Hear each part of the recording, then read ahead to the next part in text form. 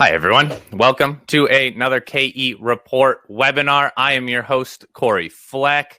This webinar is also being put on in partnership with Focus Communications. And in this webinar, we are featuring Labrador Gold, traded on the TSX Venture Exchange under the symbol LAB, and on the OTCQX under the symbol NKOSF. You can also see the listing on the Frankfurt Exchange 2N6.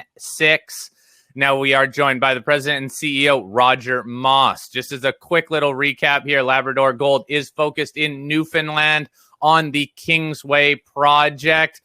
Clearly, Newfoundland has had a big rush of exploration companies into the area on the back of some very nice drill results. Roger is going to take us through where the company is focusing on the Kingsway project and some of the near-term catalysts. One note is that you can ask questions throughout this webinar. I will work those in as time dictates and as it plays into the overall presentation. Please use the chat and question functionality within this program to ask those questions. We've already had a number of questions sent in, so I'll be working those in. And if you have any questions after the fact, after either listening to this live event or watching the recording, you can always email me, fleck@kereport.com. And I constantly have Roger on my show to outline some of the news and answer your questions. Roger, I'm not going to take up any more of your time. Please take us away. Get us going through this presentation and webinar, please. All right. Thanks, Cory. So, yeah, I think as our Labrador crew out at the Kingsway project would say, let's get after it. First of all, of course, we do have the legal disclaimer here. The presentation includes forward-looking statements, so please be aware of that. Now, for those of you new to Labrador Gold, we do think that this is a golden opportunity. We've been working in Newfoundland and Labrador for about 4 years now. Initially up at our Hopedale project in Labrador. We still have that project. It's a very good project looking at an entire greenstone belt. And as you may know, greenstone belts are prolific hosts of gold deposits. But early last year, we acquired the Kingsway project in Newfoundland in the Gander district. And that was just a couple of months after Newfound Gold had released their incredible drill hole back in January of last year. So we were pretty quick to acquire some property in the area. And I think as you will see, it's turned out to be a very good acquisition. And I think we were certainly in the right place at the right time. We have a very good and experienced exploration team. Basically myself, Sean Ryan, from whom we optioned the project, is still involved as technical advisor, and Matt Lapointe, our VP exploration, is the geologist responsible for overseeing the drill program. And on the ground, we have a project manager, John Clark, and project geo, Mark Richardson, all of whom are very experienced geologists. Cash position, $35 million. We don't have any debt. We were fortunate to do a few private placements earlier this year, and that's topped up the treasury. So we're very well funded for our exploration through this year and into next year. And as you're probably aware, Newfoundland and Labrador is a very favorable and stable jurisdiction in which to do mineral exploration, and it's very, very supportive of the exploration that's occurring there currently. Roger, quick question that came in on this slide is, of that $35 million, you even mentioned this has come through a couple financings. Has any of that been flow through? Yeah, we did a $10 million flow through financing back in April, I think it was. And so we have, that's about how much flow through we have. The other 15 is regular funds. Okay, thank you. So this is it, the Kingsway project. It's shown here in the salmon pink color. It consists of 3 licenses covering about 77 square kilometers. And as you can see, it's not too far away from that discovery hole on the Keats zone drilled by Newfound Gold. What's more important than proximity to me, at least when we were looking at this property, is the fact that it has 2 major fault zones. And one of those fault zones you've heard a lot about, the Appleton Fault Zone. There's also that goes up here on the east side of the project, and also goes down through the Lotto, Keats, and other occurrences down here to the south on Queensway project of Newfound Gold. But there's also the Dog Bay line, which is this other dashed line coming up here on the west. So we have 2 major crustal structures that are going through there. I'm going to talk more about structures in a minute, so we'll move on from there. Obviously, it's very close to Gander, so it has excellent infrastructure. We have roads. The Trans-Gander Highway crosses nearby. We can get pretty much anywhere on the property with forestry roads, nearby electricity, and as you can see, lots of water. Never an issue out here. And the target, what we're looking for here, of course, as you may be familiar with from Newfound Gold, same style of mineralization. It's called epizonal gold, and they tend to be associated with these major structures. Roger, everyone wants to know, what are you guys using in terms of maybe the work that Newfound Gold is doing to lead some of your exploration at this Kingsway? Well, we keep a close eye, of course, on what Newfound Gold are doing. Most of what they're showing is their drilling. One of the things that we have done, and I can get into this a little more in later in the presentation, is just very close spaced drilling, and we learned that from Newfound Gold, and our technical advisor Quinton Hennig, and it's absolutely necessary to do those close spaced drill holes, because it's very easy to miss these epizonal type gold deposits. So that's probably one of the most important things that we learned from Newfound Gold. Okay, thank you. So structures, here we go. This is a sort of more of a close-up. You can see the Appleton Fault Zone, AFZ, down here. And you can see how many of these occurrences, these gold occurrences on Newfound Gold's Queensway project, are strung out along that Appleton Fault Zone. Our Big Vein discovery, which I'll talk about later, is also on the Appleton Fault Zone. It's on the west side, right up here. And we have some other occurrences, which I'll get into later, along the Appleton Fault Zone as well. Dog Bay line is up here in the, as I mentioned, on the west. We haven't done much work along that, but it is a major structure, and there's no reason why it should also not be host to gold mineralization. So major structures, gold in hydrothermal fluids migrate up these structures through the crust, and at some point they get into what we call secondary structures. And this is what we're looking at here. Again, down here in the south, you have the Newfound Gold's gold occurrences, and here we have secondary structures that are crisscrossing really these Appleton Fault Zone and the Dog Bay line. So what we're doing here is we're creating structural permeability.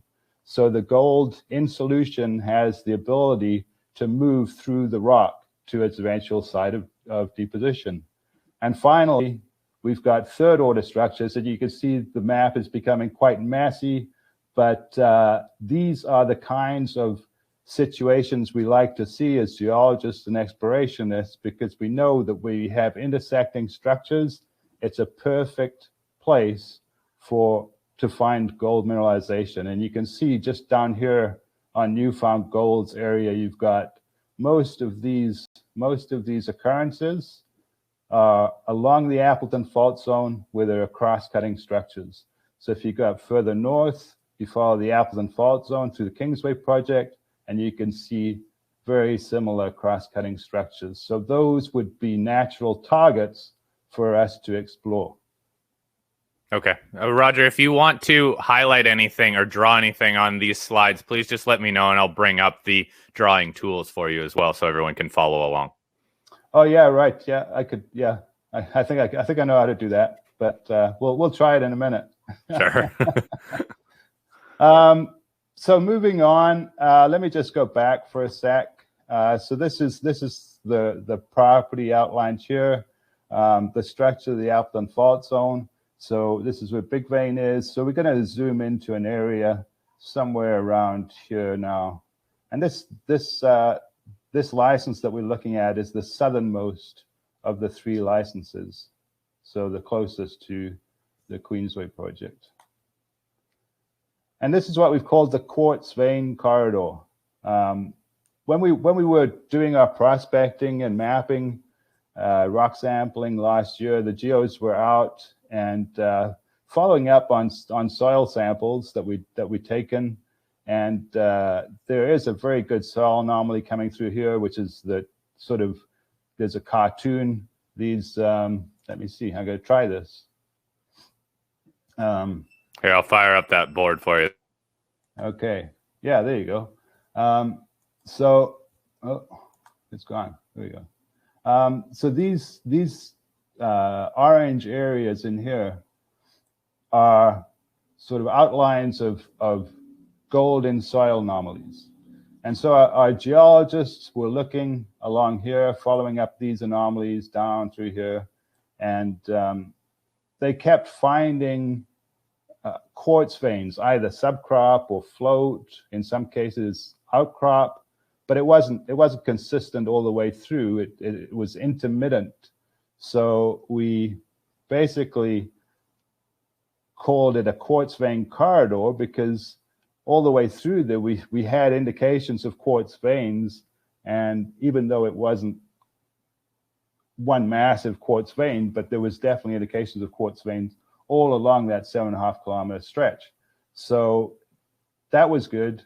And that actually led us down here to Big Vein eventually, where we made the discovery of the Big Vein and the visible gold. So that's something that we still have a lot of work to do on along that quartz vein corridor. Roger, just a quick question. Do you see this corridor potentially continuing on to Newfound Gold's project? Yeah, I think one thing I didn't really point out, I guess, is let's go back on here, is this dash line coming up through here. This is the Appleton Fault. So we're lying right alongside the Appleton Fault, and you'll remember from the earlier slides that Appleton Fault goes all the way down through Newfound Gold's ground and links or lies adjacent to those gold occurrences like Keats Golden Joint and Lotto. So does the quartz vein corridor go down there? We haven't mapped it. I think this southernmost point is probably about 1 kilometer from the claim boundary that we share with Newfound Gold, but it's quite boggy down in that area, so we're not going to find much outcrop. But I would say, yeah, it's very possible that continues down onto Newfound Gold's ground. Okay, thank you. Okay, so now we're sort of coming into Big Vein. And the reason that we called it Big Vein, the geologist that was doing the mapping and prospecting was walking through the woods, and he came across this outcrop, and he shouted to the guys that were with him, "Hey, come and see this Big Vein." And you can see one of the guys there on top for scale. So it's that's a sizable outcrop, especially when you consider that through the quartz vein corridor, we were just getting small outcrops that you had to sort of dig around and dig up where you did in fact see them. So this was a nice find, and of course what was even better was that we found visible gold in this area right here, and big vein stretches all the way down here in the red, and that's about 400 meters. Right now we're working up here, and that's where the drills are, around where we found the visible gold. The visible gold that we found was found in float. It wasn't found in outcrop, but we did get a lot of good values through here when we followed it up in the actual outcrop. The other thing that we're showing on here are these dotted lines, and those dots represent soil samples. And you can see here perhaps the code or the color scheme. Magenta is the highest, followed by red, followed by orange, followed by yellow. All of those are greater than the 90th percentile, so they all have a good chance of being anomalous. Obviously, these ones up at the top here, the magenta ones are greater than the 97.5 percentile, so are almost certainly anomalous. And you can see some of the values, and these are gold values in soil samples: 1,881, 1,085, 9,900. That's almost 10 grams a ton of gold in a soil sample, and that's just sitting adjacent to big vein. And so if you look at that, so this is where we found the visible gold. This is where we have 9 gram, 10 gram in the soil. There's a 2 gram down here. So, and that right there is probably about 300 meters of strike length, where we have very anomalous gold in soils, which probably means that those soil samples captured some gold grains, because it's hard to imagine that you get 10 grams a ton in a soil sample without there being a few gold grains in there. So Roger, is it just as simple then, when you do have this sort of, let's call it high grade samples, to simply just drill right under them, assuming that this mineralization just continues up to surface? Well, we have to be careful, especially with soils, but it's because there has been glacial movement here, and we'll get to that in a minute. But essentially, the generalized direction of ice flow was pretty much almost parallel to it. So it would be kind of going something like this, the glacier, and I'll discuss that in more detail when we talk about the tills. But it's not quite as simple as just saying, oh, we got a high grade sample here and we drill under it. Certainly, if you have high grade samples in outcrop, then you know that's where it is, and so you can drill under it.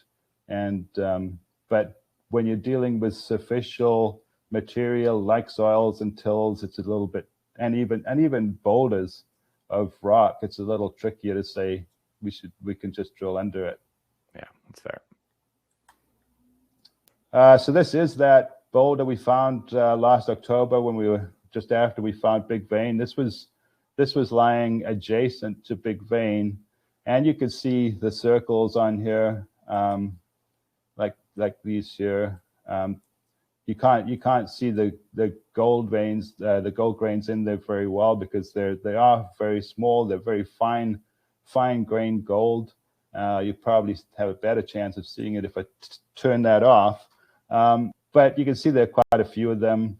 I've enlarged the section here on the side, so you can see, yes, it is actually gold. So that's a nice little piece there. And the other thing to note about this, I say it here on the slide, is characteristic of epizonal styles of gold mineralization. You have this very fine gold. It's disseminated through the rock, and some of the other things that we see what's called annealed textures in the quartz. It's pushed together. We see these squiggly lines that are stylolites. We've had pressure solution, and in some cases the gold is deposited along those stylolites. So it's very indicative this same style of gold mineralization that Newfound Gold has down to the south. Got it. So once we found that boulder, obviously we threw everything at it, at Big Vein. Everybody was out there sampling it, and we only had a few weeks left, so late last year, in order to get the sampling done, because it was, I think we found it in early October, so we had a few weeks before everything was going to be covered with snow. So this is what happened. We didn't do any more work on the rest of the property, and everybody was focused down here sampling and mapping. And these are just some of the samples that we got from Big Vein back then. Again, the same kind of color scheme. The magenta are the largest, the highest grades, going down through red, orange, and yellow, and black is showing you where we took a sample, but the grades are pretty low, less than 100 ppb in this case. Okay. There's still a lot of high-grade samples in here, though. That's really the takeaway, and in clusters, in these two clusters. Yeah, I mean, yeah, exactly. You can make out the two clusters, one up here, and then this one down here. And if you remember, I'll go back to it. So you got two clusters there. So what I was going to suggest, if you just remember where we are, so there's a cluster on the tip there, and there's a cluster in the bend, which is actually quite interesting, because very often where you have what we call jogs, so your quartz vein might change direction suddenly, and that's very often where you can find concentrations of gold in those jogs. And sure enough, that's where we found the visible gold in the boulder, and that's where we get a lot of the high grade. But just bear this in mind for a minute, those two areas, because I'm going to go back a couple of slides. So there's one that's the jog. The little break is coming out through here. It's not shown on. So the other cluster would be down around here. So these soil samples, these anomalous soil samples, are going all the way down to the bottom. So again, if we skip back, so those anomalous soil samples, there will be one line coming through here and one probably coming through here. So we do get a little bit of gold here as well, where those two soil lines may have come through. But we need more work down in this area to get it up to the same kind of amount of gold that we see up in this area. Okay. I think that's more due to lack of sampling. You can see it's pretty sparse sampling compared to what we did up here. Okay. Okay, drilling. Obviously, this is what we all want. We wanted to lead into seeing drilling. This is, I'm not sure if this is the most up-to-date plan map. So we're looking straight down on this. These are the traces of the drill holes. This is the surface projection of the Big Vein zone. So we call the entire thing Big Vein, but we've actually got two zones that we've outlined now. The Big Vein zone is near surface here, and you can see the HTC zone down here. And both zones have pretty good grades, but the HTC zone tends to have a higher grade. So some of the grades that we've put out that you've seen have been, some of the higher ones have come from the HTC zone. As you can see, it tends to be a little narrower. But Big Vein certainly has its moments, and the last news release we put out contained this one here, 275 grams a ton over half a meter. So there's definitely high grade in the Big Vein zone as well as in the HTC zone. Roger, a couple of questions. And when it comes to the drilling, how many drills are on the property currently? We have 3 drills right now. All of them are drilling on in the Big Vein area. Okay. And what's the field season then? When can drilling go to this year? We plan to drill through the winter. there's no real stoppage necessary. The only time when things may get a little tricky is during freeze up and break up. So when the ground's freezing up, and especially in the spring where it's thawing, it can get pretty muddy. And if the drills are on site, that's fine. But if you're moving back and forth, moving equipment back and forth, tends to get a little tricky. So if there is a shutdown, it's relatively short for a few weeks until the ground firms up again. Okay. Final question before we move on here. Approximately how much core is in the labs waiting to be assayed? A lot. Yeah, you're not alone. No, I know it's tough to say. I mean, I think we've released about 22 or 23 drill holes. We've drilled I think we've drilled 49 holes. So of that difference of what's that, 26, all or parts of those holes are still in the lab. So yeah, there's quite a backup, but we send samples out a few times a week, and the labs are going full tilt and still can't keep up.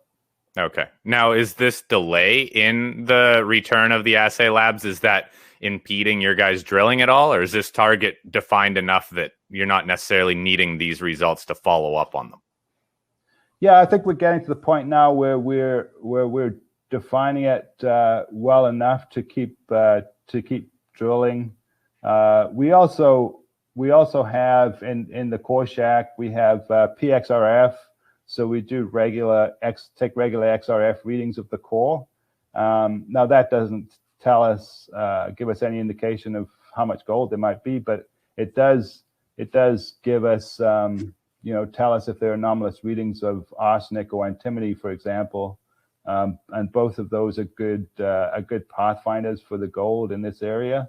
So we certainly use the results of the XRF to target some of the holes as well while we're waiting for the gold to come in.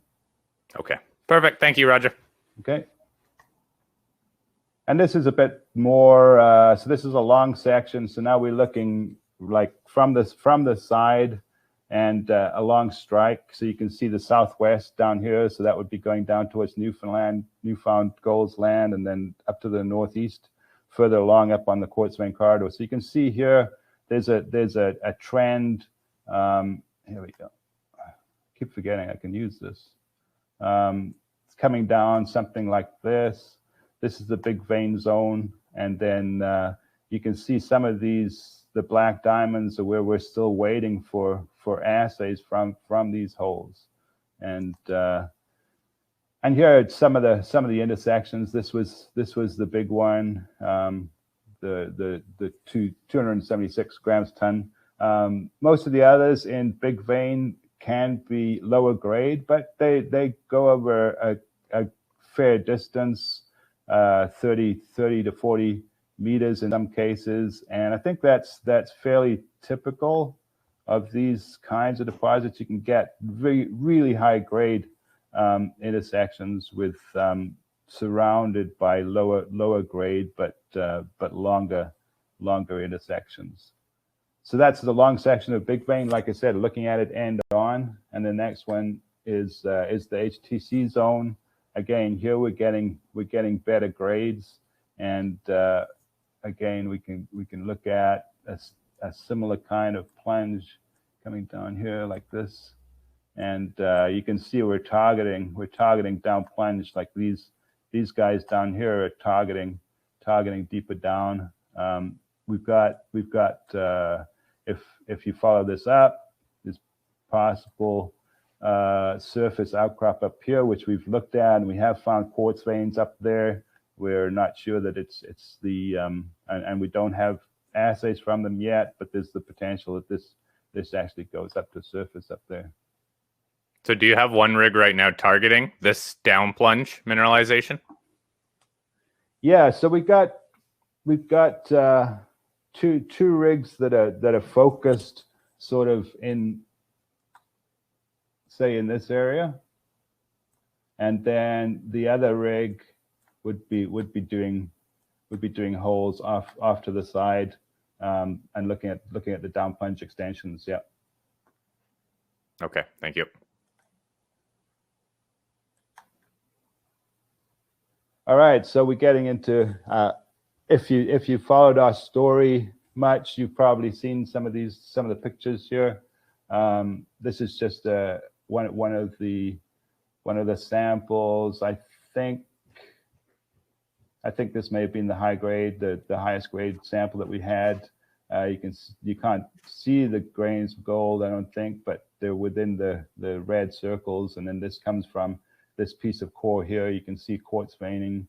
There's another ribbon here, flagging tape. So there's more gold would be in this piece here, and you can see quartz veining coming through here, mixed in with the shale wall rock. The assay highlights, yeah, these are kind of the grades that we've been getting.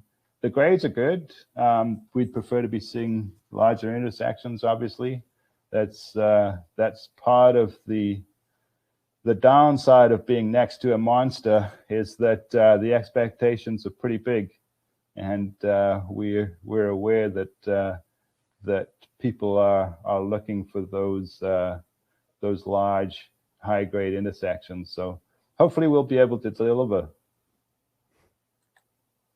Now, this one, if you followed Newfound Gold for a while, you've probably seen 2/3 of this diagram. And what I've done here is, so this is the gold in quartz vein from Fosterville. This is the gold in quartz vein from Queensway, which is from Newfound Gold's website. You can see the little grains of gold there. And this is our quartz vein, little grains of gold there. Probably a few more in these circles that are too small to see. And this is just to show that, yeah, we've got very similar rocks. You can see the dark gray patches in here and in here and in here. They're inclusions of wall rock in the quartz vein. You can see at Fosterville here, you've got these veins cut it. So these are other veins that are cutting through the quartz vein, similar to what you can see here. I guess I can draw these too. Similar to what you can see through here and here. And so the veins would be coming down through here like this. And so very similar style of mineralization. So again, I think that this epizonal style of mineralization is clearly what we're seeing here. Now, just as an aside, when I put together this slide, I looked at this and it was like, well, yeah, they're definitely similar. In fact, they're so similar that this almost looks like it continues into here. So you can actually see a bit of the wall rock from our slide down here, almost like continuing in through here. Uncanny. And I didn't arrange it like that. That's just how it happened. But so yeah, very similar styles of gold mineralization in all three deposits. All right. So again, we're sticking with the drilling. We've drilled just over 9,000 meters. Not sure the exact number, probably 9,500 meters. And that's what it looks like in the core yard.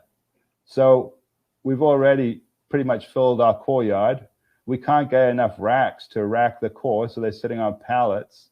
Like many things in Newfoundland right now, it's hard to get pretty much anything that you need on a timely basis. We are getting more racks and they are being built for us, but that takes time. And because we're running out of space here, we're expanding it out in this direction. And there's the backhoe making us a new core yard. So things are ongoing all the time out there. Roger, how many more meters are going to be drilled to the end of this year? The question is for 6 months, but let's go end of this year into next year, please. Well, we're like I say, we're gonna continue drilling. We are. Let me see. We're drilling on the order of 120 meters a day, say 120 meters a day. So if you're going to be looking at 1,000 meters in 1,200 meters in 10 days. So we're going to drill a lot. We're going to drill a lot before the end of the year, and we got 3 rigs. The fourth rig, we're just waiting for some permits that we need to bring the 4th rig in, and we're hoping that that'll come in soon. So that'll up the number of meters that we can drill per month again. And I'm pretty confident. I think our 50,000 meters.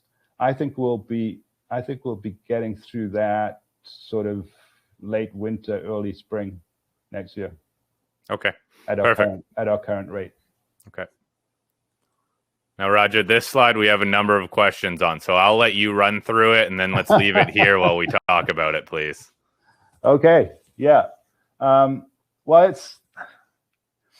it's something that I was thinking about, and as I've said, the Appleton Fault Zone is to my mind a key to some of the mineralization that we're looking at, and it certainly seems to be a key for the mineralization down on Queensway. So when I was looking at this, and Newfound Gold announced the discovery of the Golden Joint a few weeks ago, I started thinking, well, there are a lot of occurrences at Queensway along this Appleton Fault, and they occur in some cases about 1 kilometer apart along the fault. And then I started looking at our area, and obviously Big Vein is the only significant occurrence that we have along the Appleton Fault, but we do have indications of other potential mineralized areas.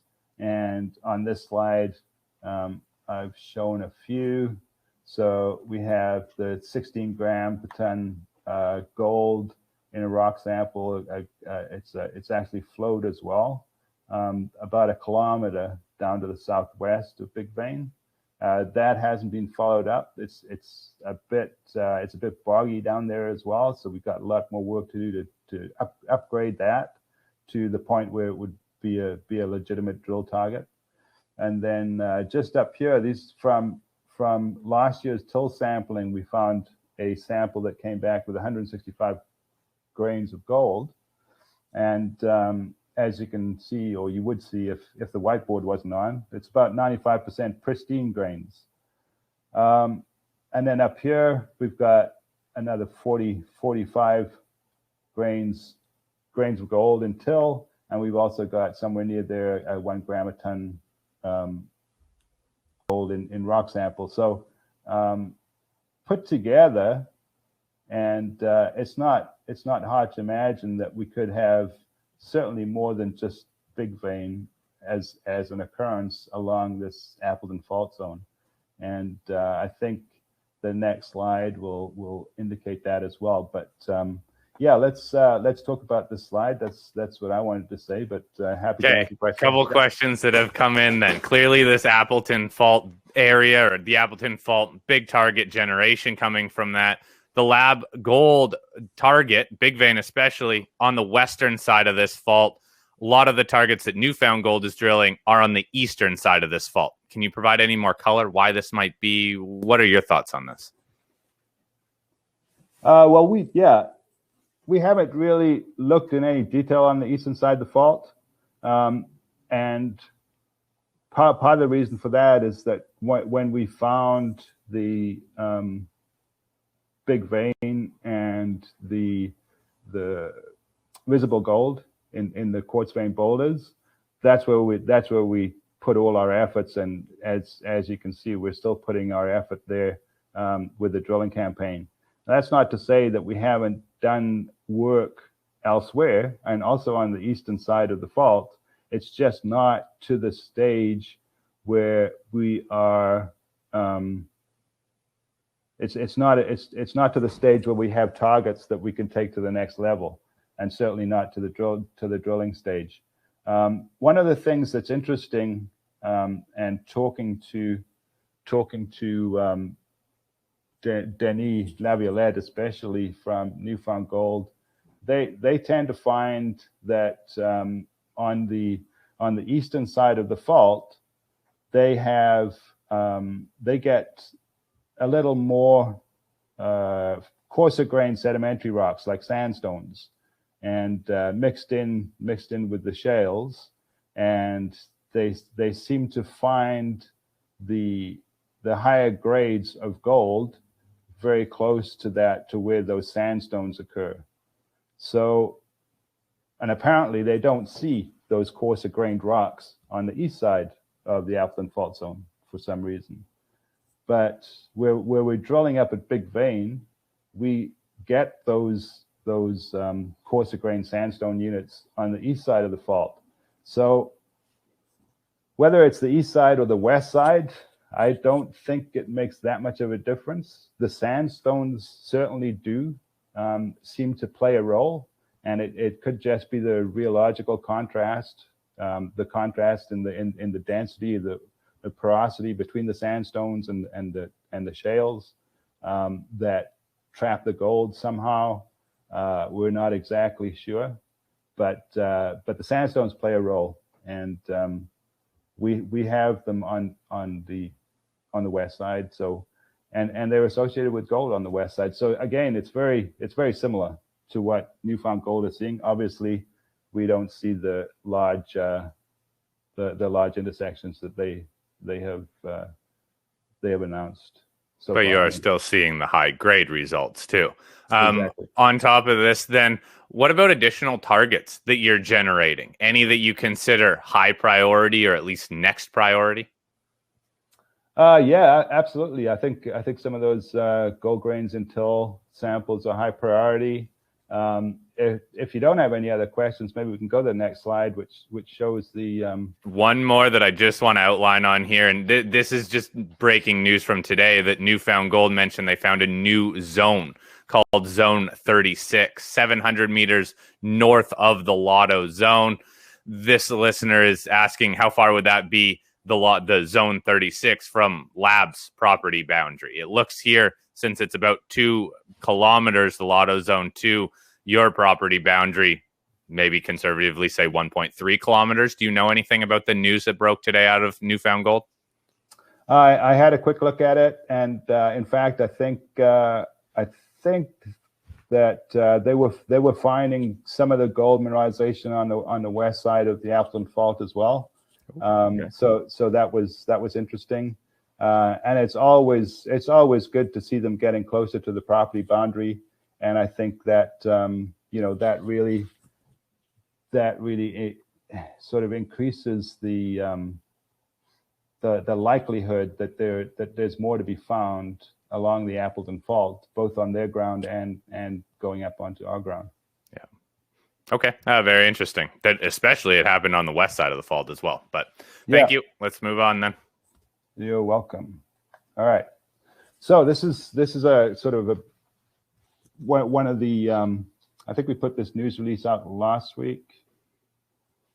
But these are the results from our till sampling, and again, the same kind of map we've got here. We've got the Appleton Fault Zone. We've got the gold occurrences down here on Queensway. Big Vein is up here. I guess I can do some of this. Yeah. Big Vein's here. Now, one of the things that I would like to point out, and that's when okay, well, first of all, let's go back here for a minute. This is the ice direction. So if for those of you that aren't familiar with till sampling and glacial movement, essentially what happens is the glaciers would have moved across the land here, going from southwest to northeast. Generally, it's more complicated than that, but for our purposes here, we can use a sort of southwest, northeast direction.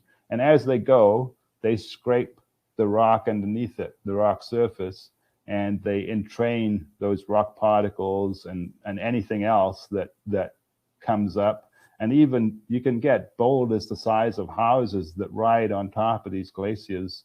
And then when the glaciers retreat, those boulders and anything that's in the glacier as it melts gets dropped out and deposited. So usually there's some distance.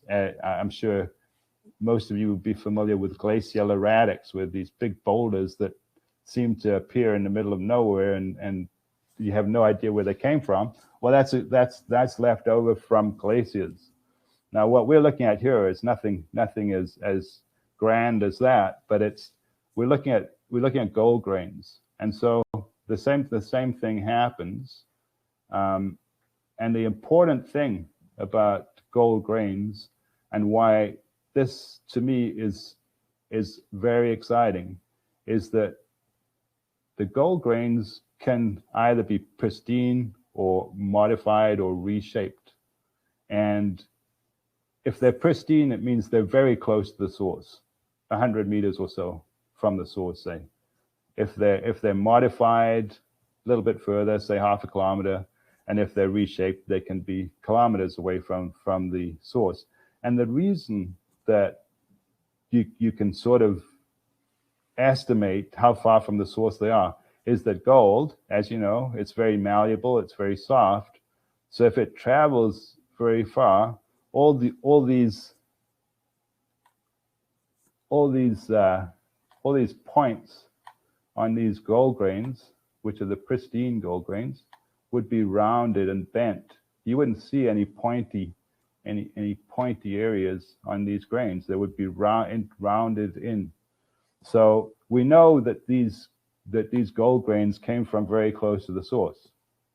All right, so that's the one thing.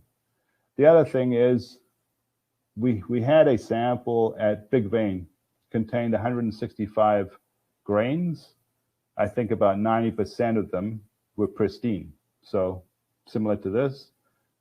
And of course, it was right next to Big Vein, so we assume that Big Vein is the source. It's within, say, 100 meters, so that's a logical conclusion.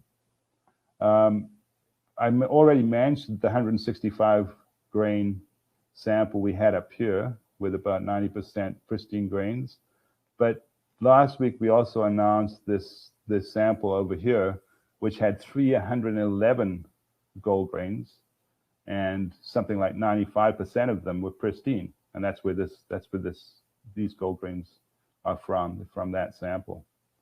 So these two till samples sit about 700 meters to the northeast of Big Vein. Now they are down ice, meaning that the glacier could have carried them from Big Vein, but 700 meters is a little far to preserve those pristine grains. So the exciting aspect of this is that somewhere closer to these till samples than Big Vein, there's likely another source of those gold grains. They don't just appear from anywhere. So we've been prospecting in and around here, just up ice of these two till samples, to look for the source of those gold grains. So that's ongoing, but that is really exciting. There's another one up here. I think it's just over 100 gold grains, not as many pristine, 28% pristine, but still, we still got pristine grains up there. So that's another area. So if you add all this together with the targets on the previous slide, we are developing probably, I would say, 4 or 5 targets outside of Big Vein that we're in the process of upgrading to drill targets. And some of the permit application for the 4th drill rig is going to be looking at these targets that we're developing away from Big Vein. Okay. Your comment right there actually answered a couple other questions. Where are you planning on increasing the number of drills to complete this program? Sounds like you're bringing another drill on.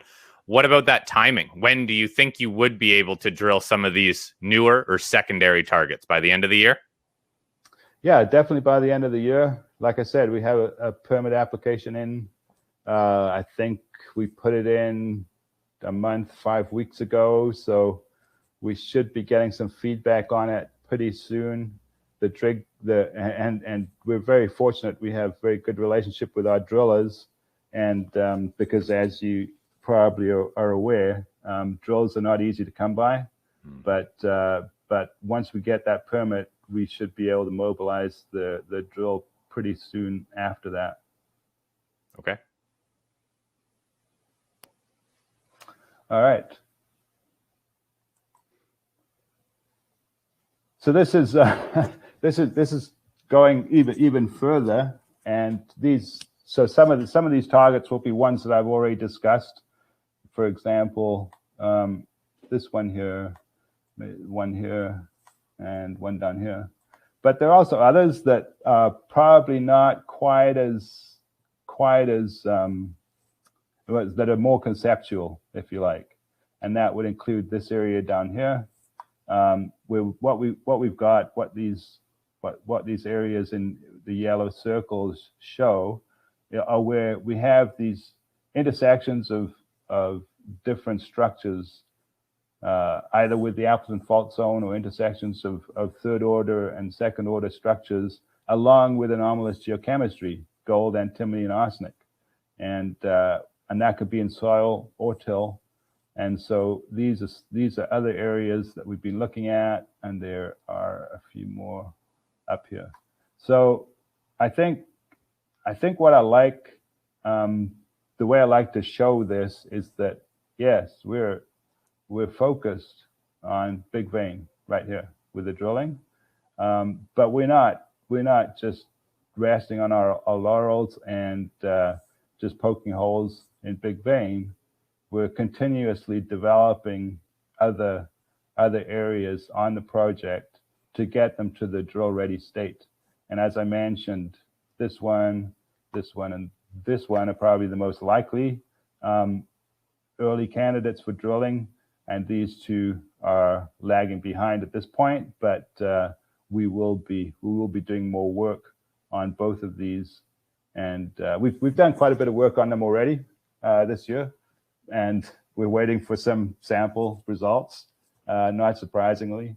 And when we get those back, we'll follow them up. But certainly, it's looking pretty good up there and down here. So lots of work going on. That's for sure. Okay. Yeah, a lot more targets, right? It's not just big vein.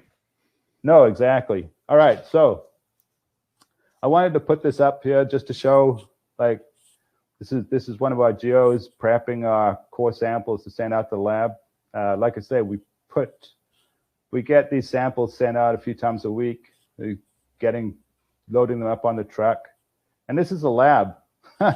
And I wanted to put this here because one of the questions I get asked most is how long does it take to get the samples back, or the assays back from the lab? And you know, the answer's pretty much the same. It's like 6 to 8 weeks, and it's been getting slower because I've lost count of how many companies are working in Newfoundland now, but as they're gearing up with their summer work programs, more and more samples are going to the lab. So this shot here, this one here, these are all samples that are overflowing the warehouse at the lab. And all of these samples are waiting to be assayed, including what's already in the warehouse. So that gives you a sense of why we're waiting so long to get our assays back from the lab. It's I know they're doing their best. They're installing more equipment, but boy, there's a lot of samples going into the lab these days. There are. It's even what I've heard. The labs are backed up again, unfortunately, but that's out of your guys' control. Yeah, all we can do is keep sending the samples out there. And, you know, like I said, we're fortunate to have the PXRF in the core shack, so we do get some information on the core that we're logging, and it gives us a good sense of how to plan the drilling going forward. Absolutely. Okay, a couple more slides, and we're going to wrap it up here, Roger. Yeah, almost done. So this is just the share structure. I think where we're at now, $1.21. I think the share price is off a little bit, so the market cap would be coming down.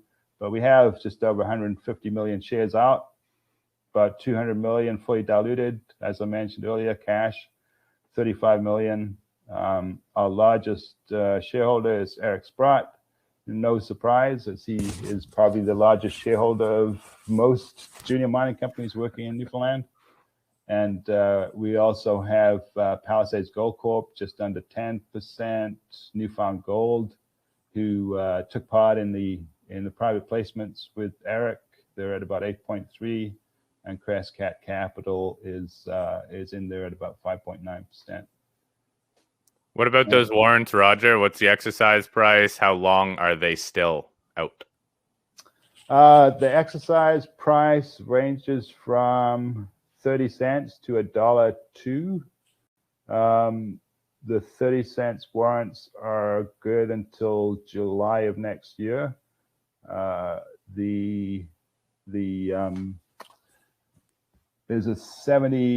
the 76 cent and $1.02 warrants are good until April, May of 2023. Okay, thanks. They were from the two financings we did earlier this year. Mm-hmm.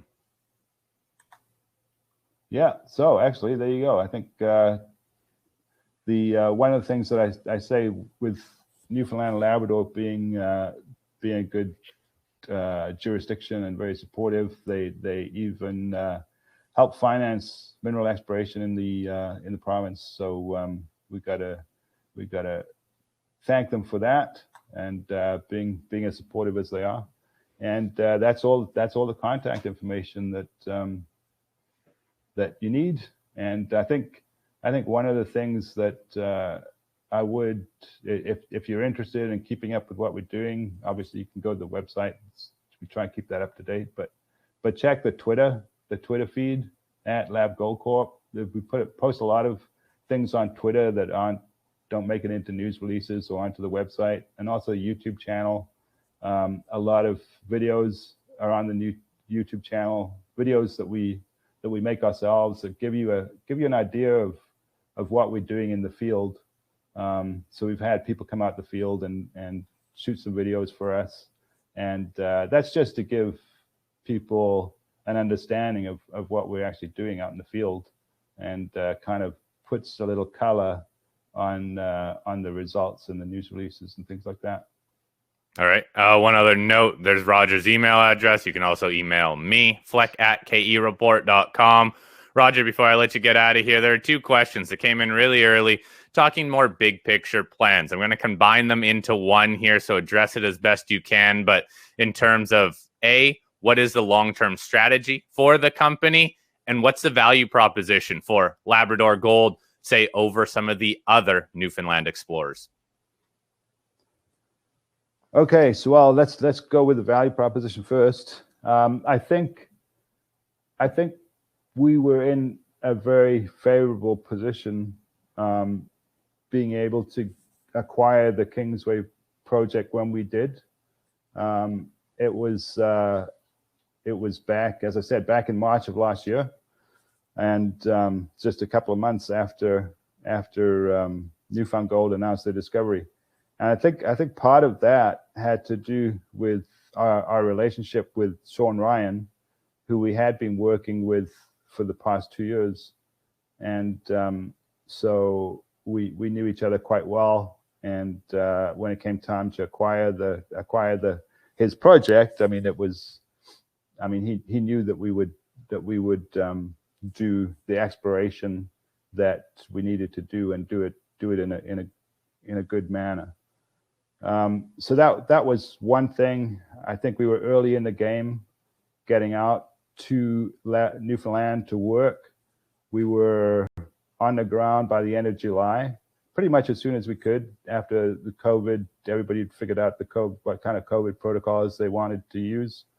And like I said, we did 4 months worth of work, and we covered a lot of ground, lots of sampling, even some RAB drilling, and all of which culminated in the discovery of the visible gold and big vein. So I think the value proposition there is that we have what I would consider to be certainly not the biggest land package in Labrador, but I think it is one of the most prospective, and I think that it is more advanced than any other company other than Newfound Gold. So I think in terms of the location and the stage we're at, we're probably better off than many of the other companies in Newfoundland. The second part to the question was about the long-term strategy. And really, the long-term strategy is make a discovery and sell it. I mean, that's about as easy as I can put it. I mean, we are doing our best to make that discovery. I think we've got a lot of we've come a long way since last July when we first started work there, and I think that there is a very good chance that we're going to find something at Kingsway, and when we do, we're not going to develop into a mine because Labrador Gold is an explorer. We're not a miner, and I came into geology to do exploration, not to do mining. So that would be what I wanted to do anyway. So anyway, yeah.